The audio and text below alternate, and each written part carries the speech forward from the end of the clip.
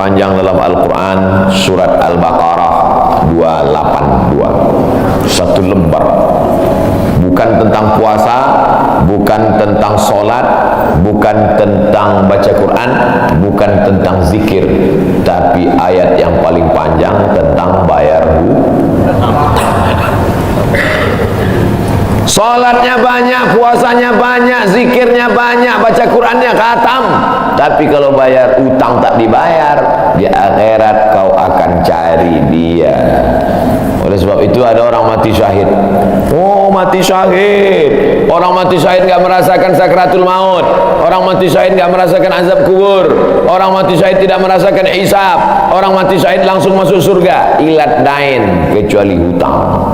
Makanya kalau ada orang menagih hutang, itu dia bukan pelit, dia sedang menyelamatkan saudaranya dari makan haram. Makanya datang ke rumah dia, habis pengajian nih langsung datang. Assalamualaikum, waalaikumsalam. Kau mau menagih ya? Aku bukan mau menagih, tapi menyelamatkanmu, anak cucumu, istrimu, tetanggamu dari makan haram. Ya ayyuhalladzina amanu, hai orang-orang yang beriman, hai orang yang percaya bahwa setelah mati dia akan hidup lagi menghadap Allah. Idza tadayantum bidainin, kalau kau menjalin transaksi hutang piutang, ila ajalim musamma, sampai ke batas waktu tertentu, faktubuh, tulis, saya pinjam kepada kamu 500.000, akan saya bayar pada bulan Mei. Tahunnya jelas. Banyak juga bulan Mei, maybe yes, maybe no. Bulan berapa? Bulan Mei tahun 2020. Oke. Sekarang bulan Maret. Maret, April, 1 Mei 2020 datang tadi. Kapan kau bayar? Mohon maaf, aku nggak bisa, istriku baru meninggal, anakku pun sakit. Jangan kau cerita panjang lebar, tak tahan air mataku mau menetes. Kalau dia dalam kesulitan, fanaziratun ila maisarah, tunggu sampai dia lapang. Maisarah artinya lapang. Tunggu sampai dia lapang. Setelah dia lapang, datang lagi bulan Juni. Kapan kau bayar? Aku belum bisa. Nampaknya lebih banyak ongkos minyak aku daripada uang yang kutagih. Yang paling bagus, wa anta saddaqu khairul lakum, kau sedekahkan itu lebih baik. Karena aku pun makin datang makin kumat darah tinggiku, kolesterolku pun makin naik. Jadi untuk yang 500.000 itu ku sedekahkan aja, ambil. Tapi yang menghafal ayat ini yang ngasih pinjaman, bukan yang minjam. Sekarang banyak salah hafal, yang minjam pula yang hafal. Begitu kita tagih, kapan kau bayar? Wa anta saddaqu khairul lakum, kau sedekahkan itu lebih baik. Itu ayat aku, ayat kau 8282. Banyak sekarang orang salah hafal ayat. Jadi dalam Islam hutang piutang adalah ajaran tolong menolong tertulis dalam Quran. Namanya fikih muamalah. Ada fikih ibadah, sholat, zakat, puasa. Ada fikih jihad, jihad fisabilillah. Ada namanya fikih muamalat. Hutang piutang, gadai menggadai, pinjam meminjam, murabahah, mudharabah, bagi hasil. Maka hutang piutang ini cara tolong menolong. Jangan sampai dihilangkan. Tapi kalau tidak mendidik, maka Islam bukan agama yang memanjakan orang. Ada anak yang kurang ajar kepada orang tuanya. Bagaimana caranya berbakti kepada orang tua yang telah wafat? Apakah anak ini masih dapat ampunan Allah Subhanahu wa taala? Datanglah seorang bapak mengadu kepada Umar bin Khattab. Assalamualaikum Khalifah Amirul Mukminin Umar bin Khattab. Waalaikumsalam. Ini anak saya kurang ajar, tolong dihajar dulu. Kata Umar bin Khattab orangnya bijaksana, dia tidak mau main pukul. Dia tanya dulu, kenapa kau kurang ajar pada bapak? Hai Umar bin Khattab, kata anaknya, ya. Apakah seorang anak itu punya hak terhadap bapaknya? Ya. Apa hak anak? Mencarikan ibunya yang solihah, memberikan nama yang baik, memberikan makanan yang halal. Itu hak anak. Kata anaknya, ibuku tidak baik, makanku tidak halal, namaku pun tak baik. Apa kata Nabi kepada bapaknya?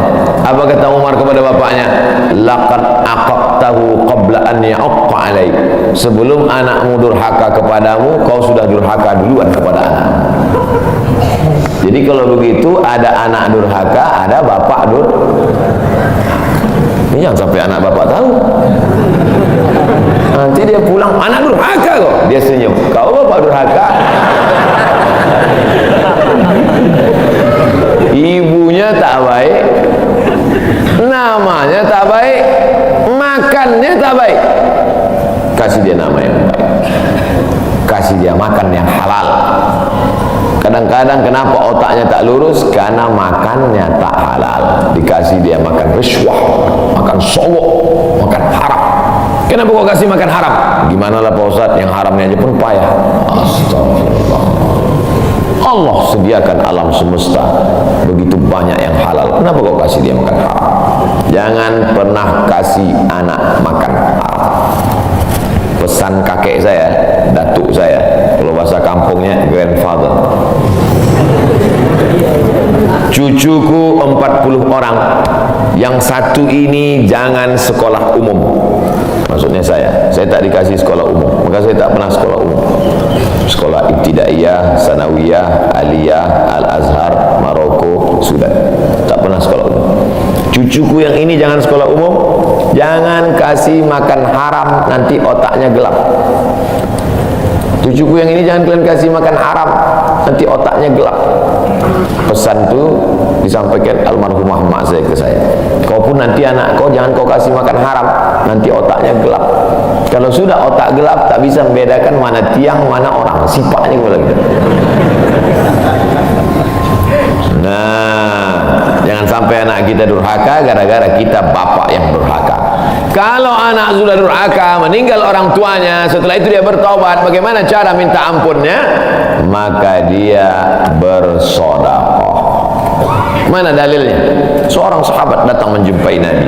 Ummi matat, ibu saya sudah meninggal. Apa atasaddaqu anha? Kalau saya bersedekah, apakah pahalanya sampai kepada almarhumah ibu saya? Kata Nabi, tasaddaq, bersedekahlah, sedekahmu sampai. Maka wahai anak-anak durhaka yang sudah mati ibu dan bapakmu, maka datang kau habis pengajian ini langsung ke tempat anak yatim, panti jompo, sekolah-sekolah, pondok pesantren. Tanya Pak Kiai, Pak Kiai, apa yang kurang di pesantren ini? WC. Karena pesantren santrinya 1000, WC-nya 2. Bayangkan panjang antriannya. Berapa yang keluar dalam celana? Saya bangunkan WC, pahalanya mengalir untuk almarhumah, maka pagi, petang, siang, malam mengalir pahalanya. Sedekah. Ayu sedekatu afdal? Apa sedekah yang paling afdal? Sakyul ma, memberi air minum. Sedekah yang paling afdal kasih air minum. Saya ceramah di Banjarmasin, di depan rumah seorang pejabat. Itu ada kulkas tapi nggak sampai beku, freezer. Setiap dipencet keluar air dingin. Gelasnya dikasih pakai rantai besi, takut dilarikan tukang ambil aluminium. Buat wakaf untuk almarhumah. Itu bagus kan. Saya ceramah di Malaysia, di pintu masjid itu ada kotak box.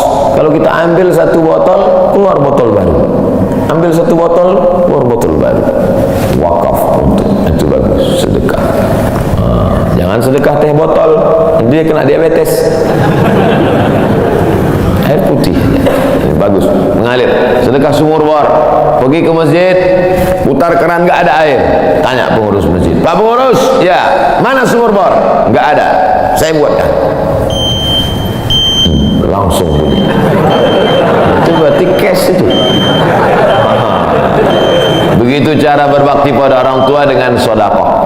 Tapi Pak Ustadz, saya jangankan sedekah, makan saya pun Senin Kamis Pak Ustadz doa, Allahumma ighfir lahu warhamhu wa'afihi wa'fu anhu. Bangun tengah malam, Rabbighfirli wa li walidayya warhamhuma kama rabbayani shaghira.